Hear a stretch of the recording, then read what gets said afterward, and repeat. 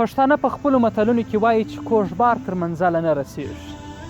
په ژوند کې د هر چا سره چې تاسې ژوند لرئ، د یو کاروباري سره د منشیتوب دنده لرئ، په یو اداره کې مامور یاست، مدیر یاست، امیر یاست او تاسې په خپل ژوند کې په کار باندې بوخت یاست، که په خپل کاري لیول کې، په خپل ټولنیز ژوند کې صداقت، اخلاص او دیانت ونه لرئ، تاسې هیڅکله بریالیتوب ته نسئ رسېدلی.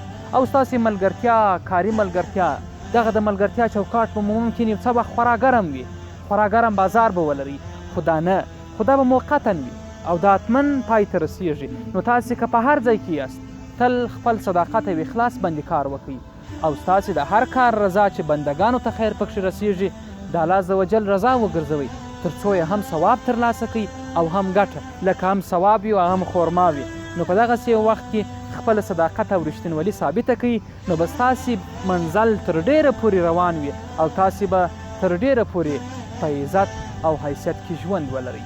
مننه.